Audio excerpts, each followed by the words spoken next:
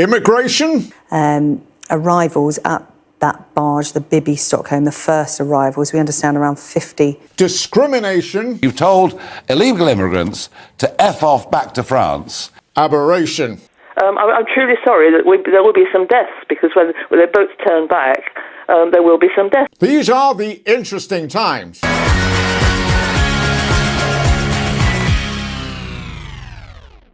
Hello everyone, my name's Matt Johnston and welcome to The Interesting Times, a show about politics from the UK. All the talk this week has been about one thing, and one thing only. Immigrant. No. Migrants. No. Illegal immigrants. No. Asylum seekers. Because, according to the United Nations Convention on Human Rights, you have the right to claim asylum in any country, which is what millions of people are able to do around the world. So, what's the problem? The Prime Minister was on hand. I'm going to say hand. That's right, the Conservative Party's Prime Minister is on hand with the answer. Here are 5 things I'm doing to stop the boats. First, I'm bringing in new laws that will mean if you come to the UK illegally, you can't stay, no matter how hard you try. Second, I've secured... What on earth is all this? Have they not removed the chip that tells me he's not transporting boxes anymore? You got to be careful with that hand movement. Looks like it could be contagious. Here's James Cleverly being anything but. Why are you saying it's illegal? It's not illegal. Because we have legal routes. So why don't we arrest them? Because the point is why don't we arrest them? Well, look, semantically, the point is semantics. The point is that we are making sure that we are now able to process those people. So the Conservative Party keeps traipsing out new unworkable policies and new unworkable ministers. This is Sarah Dines, no relation to Therese Dines. Sarah is the Parliamentary Under-Secretary of State for Safeguarding. The party of which you are a senior representative or member has been in power now for 13 years in one shape or another. Why has it taken so long to come to this? Well, things do change. Of course, we had the coalition for some years and then we've had COVID. And then we have the Conservative Party. Oh, shit. Wait, no, that's us. We're really onto it now. We have to stop. So you admit you weren't onto it before? No, I don't accept that. No, I don't accept that. I may have just said it, but I don't accept it. Sarah Dines is just the latest in a long line of supervillains wheeled out in front of the media to deny factual evidence that is put in front of them. Here she is talking to Jane Secker on Sky News. Your front bench, do you think, resolved to the fact that Labour will win the next election? I think the British public are now just beginning to realise that Keir Starmer is flip-flopping over what he believes. You mean flip-flopping? I mean, it's quite shocking. Is it shocking, the flip-flopping? We've reduced, for example, the amount of money going into Afghanistan, which is really impacting on women in Afghanistan and young girls in Afghanistan. Is this the right kind of message that we should be sending to the rest of the world about how the UK regards its responsibilities? We are spending huge amounts of money in Afghanistan and many other countries, as you would expect. It's gone down by about 60%. However, we are theoretically and also practically giving assistance. Wait a minute. Theoretical help? How does that work? In theory, there is enough food and money for everyone on the planet to survive. In practice, Kit Malthouse. Then there's North Somerset MP and overprivileged pipe cleaner Jacob Mee Posh. Today, the Home Office confirmed that the much-delayed and long-awaited Bibi Stockholm barge began taking migrants on board as part of the scheme to house those who crossed the Channel while they wait for their asylum applications to be processed. But that wasn't all. Over the weekend, it was reported that ministers have resurrected old, dusty plans that could potentially see offshore asylum processing take place on Britain's overseas territory of the Ascension Island. What on earth is he wearing? He's got to be the only person that can say today, and I wouldn't have a clue what century he's calling from. He looks like he's been out hunting and bagged himself some bad dress sense. And finally, Immigration Minister Robert Jenrick giving off strong kidnapper calling from Travelodge vibes. We believe that asylum is a privilege and it shouldn't be abused.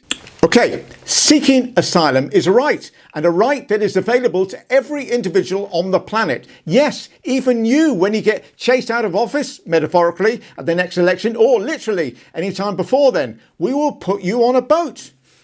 And for an extra charge, we might even moor it.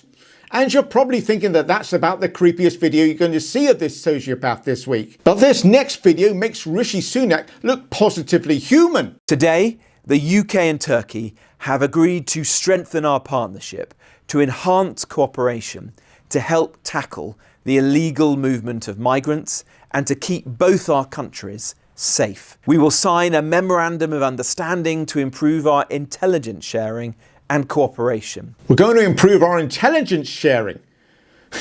Boy, have we screwed the Turks. Jem Prick was on TV a lot over the last week, and inevitably it's going to happen. You're going to get caught telling the truth. There are those, such as the Labour Party, and you heard from Yvette Cooper earlier, saying that just if you process claims quickly, that will fix it. I think that's a naive view. That's what they did when they were last in office. But people coming here will either be genuine asylum seekers or they won't. If they aren't, then you can send them back to the country they came from. If they are, then we can process their applications and effectively allow them to start working and paying taxes. What's your plan then? We've increased the number of decision makers to 1,800, and we're on course by the 1st of September to increase that to 2,500. That will be almost doubling the size of the organisation. Productivity is rising, and the last 8 weeks of data show record levels of decision making. So, increased productivity, increased decision makers, doesn't that then lead to more applications being processed? Labour's plan, which you said in the sentence before that one, was naive.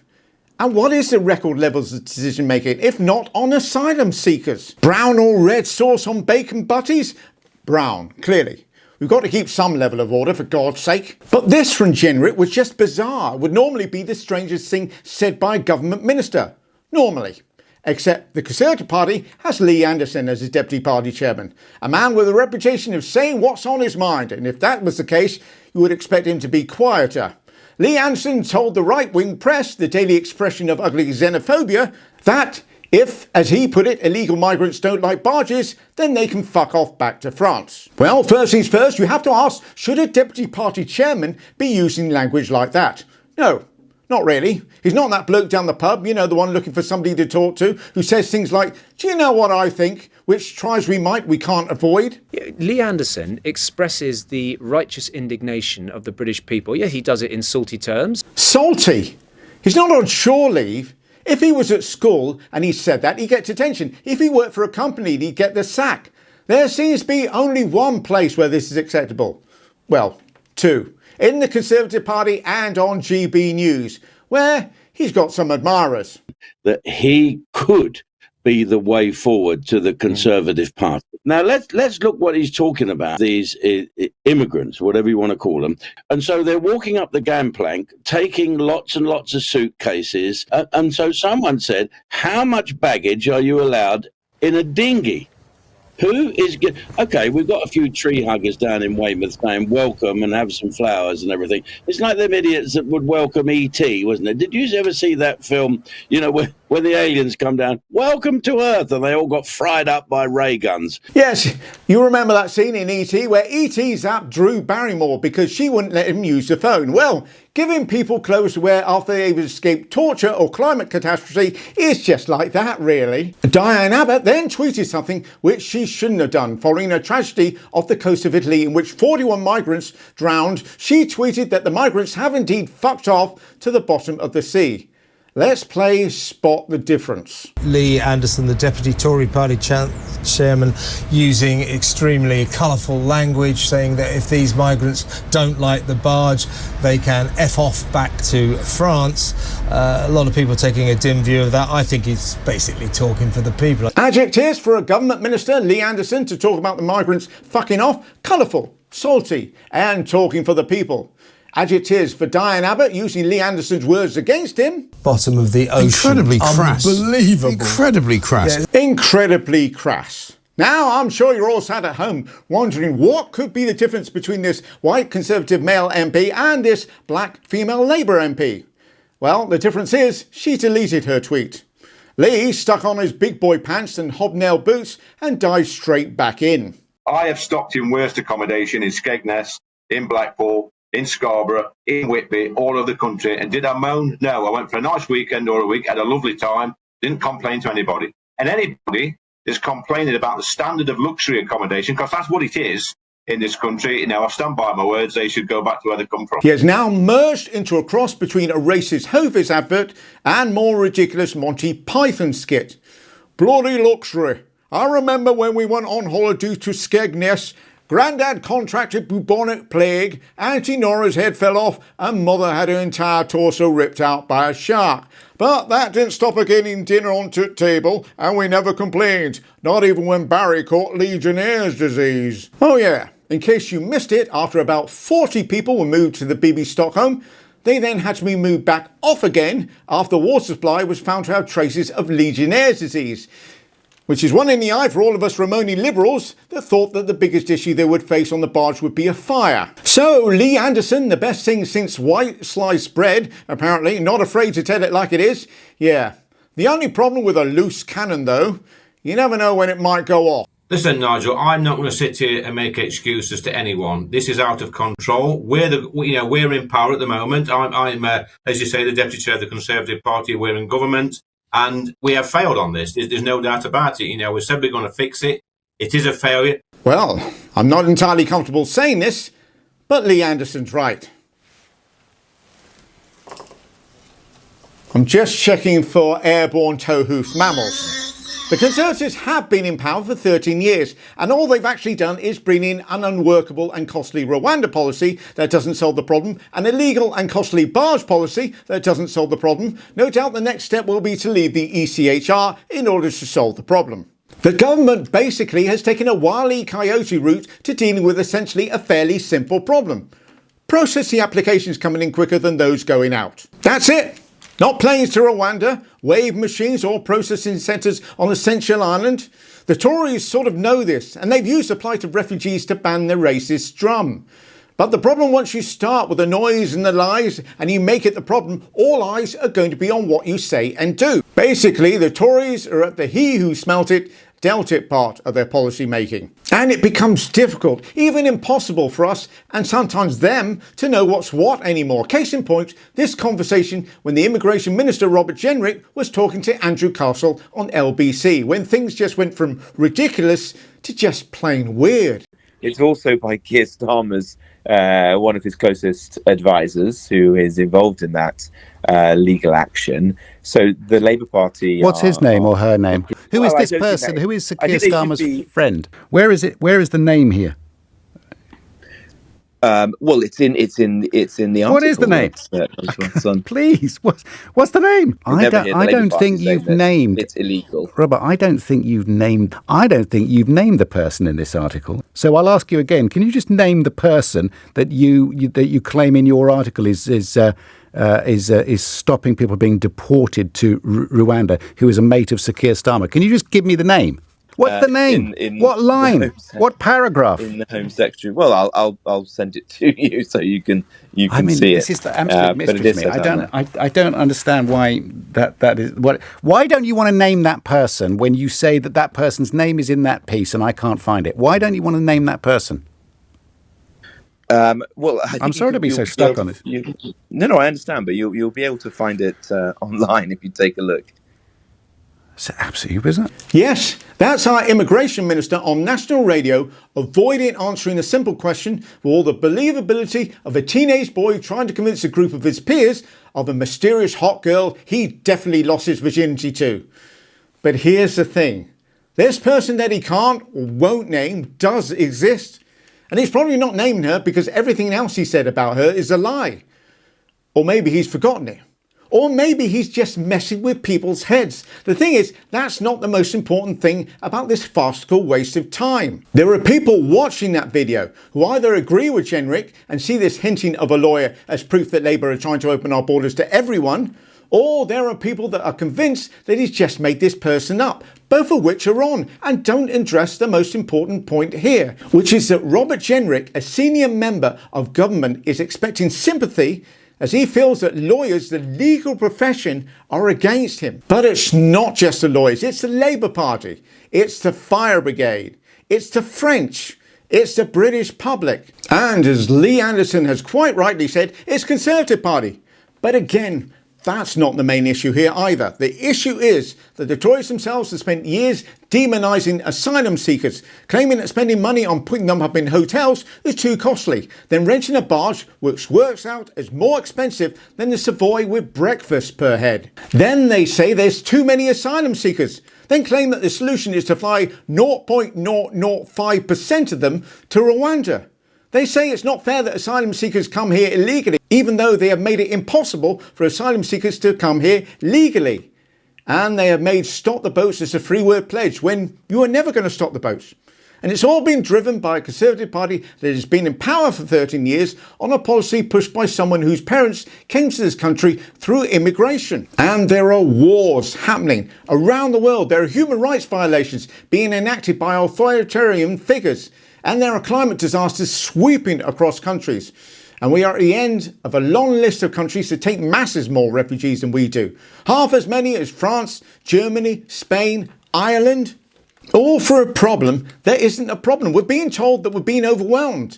But in 2002, over 84,000 people sought asylum. Last year, the figure was a little over 74,000. Do you remember what we did in 2002? No. Me neither. And your right to exist, to live without fear of torture or persecution, should be based on the fact that you have the same rights as anyone else on the planet, rather than the location of your mother's vagina on any given day. Because that's what it comes down to. Yes, we should be throwing the doors open to genuine asylum seekers. That's absolutely the right thing to do. But the Tories have spent so long fighting the culture wars, they're all wrapped up in our own paranoia. Have a listen to Patricia on Nicky Campbell's Radio 5 show. I think it's very tough, and I'm sorry there will be some deaths. I truly am sorry about that, but we should not let them land. Sorry, what did you say? We should not let the boats land. No, the bit before you. I'm truly sorry that there will be some deaths, because when the boats turn back, there will be some deaths, and that's really, really a bad thing. Horrifying. Now, I'm going to be a bit controversial here and say that I don't think Patricia is an evil person. But here she is talking about the drowning of people like a waiter at a Pizza Express telling you that they're out of garlic bread. And that's it. We don't see people anymore. We see scroungers. We see invasions. We see lefty academics taking over universities and poisoning the minds of our children. We see woke banks that operate only for the most exclusive, excluding us. We see climate scientists that must be lying to us as they're getting paid to be climate scientists. We see doctors and nurses that, according to the government, are more interested in lining their pockets than of helping people. And we see lawyers who only want to exploit loopholes. Loopholes in the law. Isn't that just the law? Isn't something either legal or illegal? All of this is being done by a Conservative Party that's nothing left to offer except fear. It's gotten so bad now that we shit ourselves when people arrive seeking help. That's got to be a positive sign, hasn't it? You want to be scared? Get scared when migrants come here, take a look round and say, fuck this, and climb back on the dinghy. But the number one reason we should be taking in asylum seekers isn't because of the ECHR. It isn't because of our international obligations. It isn't even because it's the right thing to do. No, the number one reason is that we are an island nation, which means we've got to work that little bit harder to keep contact with the outside world. Let other countries know that we're okay, because if you don't, you get an island mentality. And let's be honest here, you definitely want to expand the gene pool a little bit, because we see what happens when you don't. And that's it. No time to talk about 57 triathletes falling ill with vomiting and diarrhea after competing in the UK part of international competition. Shocking. Hope they're okay, but honestly, you won't believe the sort of shit that gets washed up on the beach.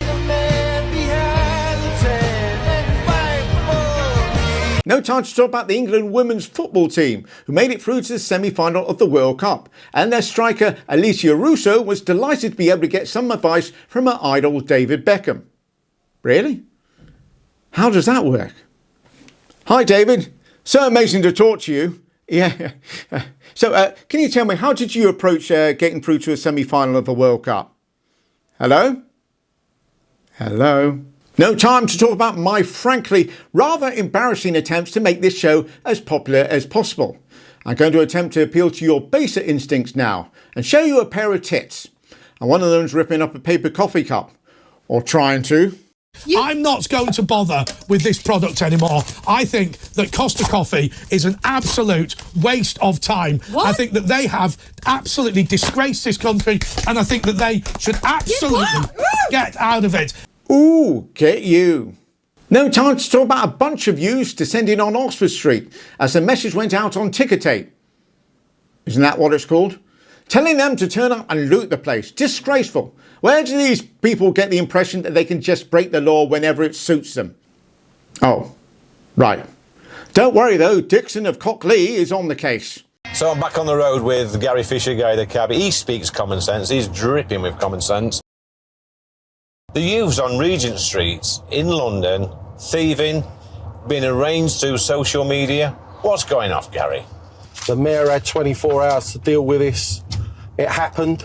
The police turned up. He put his officers at risk. Yeah. Once again, he's put his officers at risk. I want to challenge the mayor. I will pick him up from his home. I will pick him up after midnight, and I will take him round the whole of his London that he is in charge of and show him how it has become a lawless London. Yeah. Why can't it be like back in the day with the Cray twins or the 80s with the Millwall fans? And why isn't the mayor of London arresting people rather than sending the police out to do it? I'd be more worried about who you picked up, Gary. Money up front with this Chancellor.